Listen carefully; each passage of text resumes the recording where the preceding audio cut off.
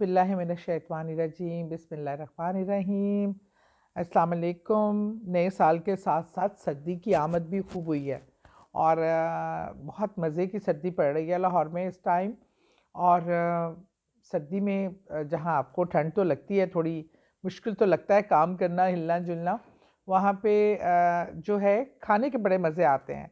गरम गरम चाय, कॉफ़ी, कश्मीरी चाय बहुत लुत्फ़ देती है। सूप बहुत मज़े का लगता है खाने में। निहारी मतलब जो ज़रा हैवी खाने होते हैं ना, वो सर्दियों में खाए जाते हैं। और मूंगफलियाँ, चरगोज़े, चरगोज़े तो खैर अब हम सिर्फ सोने के भाव ले मिल सकते हैं। वो आम आदमी चरगोज़े खाने का तो सो नहीं सकता, शायद मूंगफली खा ले, मूंगफली और रेवड़ियों पे इक्तफ़ा करे, या अखरोट खा ले ज़्यादा से ज़्यादा, जितनी कीमतें ड्राई फ्रूट्स की हैं। तो अच्छा, मुझे ना बहुत से लोगों ने क्वेश्चन किया। वो लोगों ने ज़्यादातर क्वेश्चन ये किया कि नए साल के आगाज़ पे हमें क्या अमल करने चाहिए। जब हम नया साल का आगाज़ करते हैं, एक नया साल हमारे घर में दाखिल होता है, तो उसका इस्तकबाल, जैसे मेहमान, आने वाले मेहमान का इस्तकबाल किया जाता है, तो कैसे इस्तकबाल किया जाए, ऐसे कौन से काम हैं जो हमें नए साल के आगाज़ में करने चाहिए, और ऐसे कौन सी चीज़ें हैं जिनके करने से जब हम नए साल का आगाज़ करते हैं तो उसमें बरकत पड़ती है, उसमें अल्लाह ताला, क्योंकि किसी भी चीज़ का आगाज़ जब अच्छे तरीके से होता है तो वो अल्लाह के फ़ज़ल से उसका अंजाम भी अच्छा होता है। तो हर चीज़ जिसका आगाज़ होता है वो अपने अंजाम तक को भी जाती है, अपने अख्ताम तक को भी जाती है। ये अल्लाह का निज़ाम है।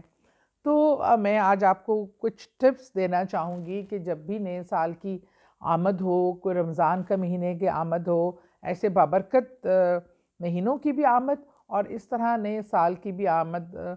दुनियावी तौर पे, इस्लामिक तौर पे तो हम मुहर्रमुल हराम हमारा पहला मंथ होता है मुसलमानों का, लेकिन क्योंकि हम इस कमरी कैलेंडर के साथ, इस दुनियावी कैलेंडर के साथ भी जुड़े हैं और इससे भी हमारे मामूलात इसी के साथ है, तो थोड़ा हम इसको भी उसी तरह हमें करना चाहिए, इसको वेलकम करना चाहिए। सबसे पहले ये कि जैसे आपका कोई मेहमान आ रहा होता है, तो आप सबसे पहले क्या करते हैं, आप अपने घर की सफाई सुथराई करते हैं, घर को साफ करें। एक तो याद रखिए कि सफाई निस्फ ईमान है, और जो सफाई, आप इबादत के लिए भी साफ़ जगह होनी ज़रूरी है। घर में फ़रिश्ते आप चाहते हैं आएँ, तो घर साफ़ सुथरा होना चाहिए, और खुशबूदार साफ़ सुथरा घर, कच्चा मिट्टी का हो, महल हो, पैलेस हो, या आम इंसान की झोपड़ी हो, अगर वो साफ़ हो तो वो बहुत अच्छी लगती है। दूसरा ये कि जब आप साफ़ सुथराई करते हैं तो उसके बाद आपकी अपनी ज़ाती सफाई, आप गुस्ल करके कोशिश ये करें कि नए साल का आगाज़ के दिन आप सफ़ेद लिबास पहने। सफ़ेद रंग है पाकीज़गी का, सफाई का, रूहानियत का, नेकी का। तो सफ़ेद रंग की बुजुर्गी होती है, बहुत अच्छा लगता है। आप ये देखें, कफन का रंग भी हमारे लिए सफ़ेद ही चुना गया है, क्योंकि ये पाकीज़गी, बुजुर्गी की निशानी होता है। वो कोशिश करें, और अगर सफ़ेद लिबास नहीं है तो आप कोई भी रंग का लिबास पहन सकते हैं, लेकिन साफ़ सुथरा ख़ुद को बावज़ू कीजिए। और उसके बाद जो इम्पोर्टेंट अमल है वो ये है कि आपने सबसे पहले अपने गुनाहों का अल्लाह के हज़ूर सजदे में जाके अपने गुनाहों की तौबा करनी है, पिछले गुनाहों की, कि अल्लाह ताला अब तक तो जो कुछ हो गया उसके लिए मैं तेरे से माफ़ी की दरख्वास्त गुज़ार हूँ। हम तो इंसान हैं, नफ्स के मारे हुए हैं, हमसे बार बार गलतियाँ भी होती हैं, गुनाह भी होता है, लेकिन तू तो गफूरुर रहीम है, तुझसे कोई गलती नहीं होती, पर तू माफ़ करने वाला है।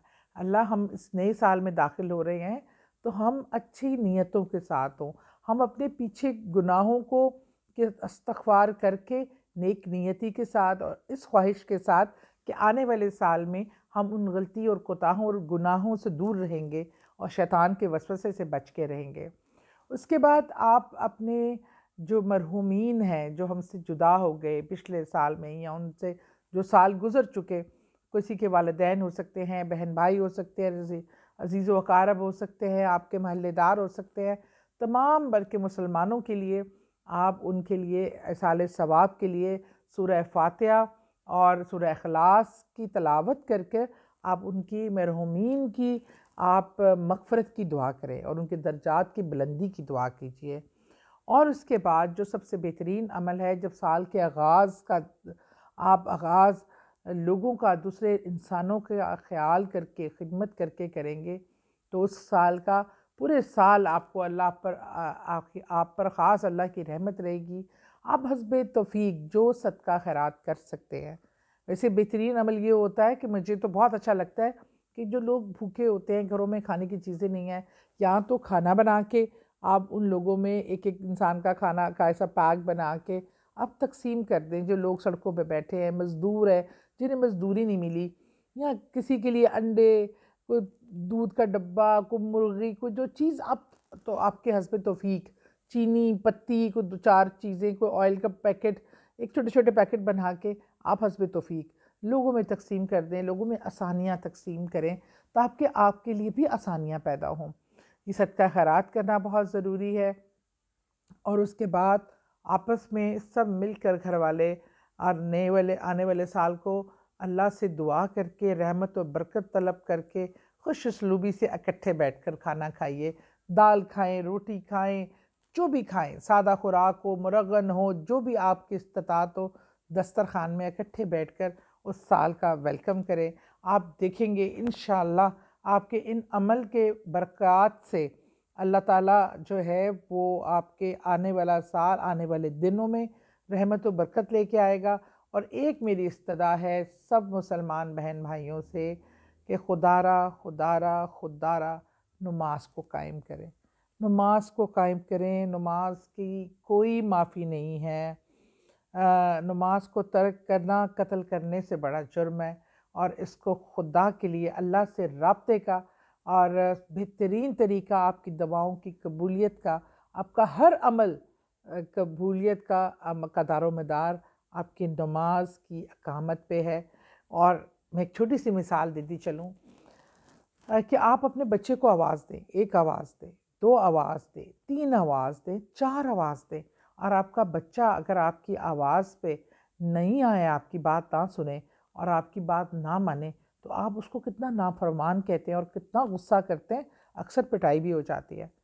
और जब अल्लाह अज़ान की सूरत में हमें 5 बार दिन में बुलाता है कि मेरे बंदे आ मेरे पास आ खड़ा हो नमाज के लिए, हाज़िरी दे मेरे सामने, अपने बंदे को बुलाता है, और बंदा अज़ान सुनकर नमाज के लिए ना खड़ा हो, अल्लाह के बुलावे पे जिसके हम औलाद तो आपकी पैदा की होती है और माँ बाप का दर्जा बहुत बुलंद है, लेकिन अल्लाह ताला जो खालिक और मालिक है हमारा, जिसकी मर्ज़ी के बगैर हमारा सांस भी नहीं आ सकता, हम दूसरी सांस नहीं ले सकते, जो राज़िक है, खालिक है, मालिक है, सब जहानों का बादशाह है, और वो बुलाए तो आपकी मजाल कि आप हाजिर ना हो। ये जब मैंने सोचा, तसव्वुर किया, तो मेरी रूह कांप जाती है। हमें कोई बड़ा अफ़सर बुला ले, हमें कोई सीएम बुला ले, हमें कोई पीएम बुला ले, हमें कोई मिनिस्टर बुला ले, हम भागे जाते हैं, टाइम से 15 मिनट पहले पहुंचते हैं कि नाराज़ ना हो जाए, बॉस ने बुला लिया। क्या हम अल्लाह से बड़ा भी कोई बॉस है? वो जो तमाम बादशाहों का बादशाह है, तमाम कायनातों का मालिक है, हम उसके बुलावे को इग्नोर करते हैं। तो ये क्या है? ये बगावत है, और हम अपने रब से बगावत करने का मतलब आप जानते हैं। तो खुदारा ये इस साल की मेरी एक नसीहत समझ के कि आज अब ज़िंदगी का तहैया कर लें, आप फ़र्ज़ नमाज़ पढ़ लें, लेकिन आप जो 17 फ़र्ज़ आपके पूरे दिन पे आप पे फ़र्ज़ है, 5 मिनट भी नहीं लगते, और अल्लाह की अपनी बंदगी का हक़ अदा करें, जो कि हम अदा नहीं कर सकते।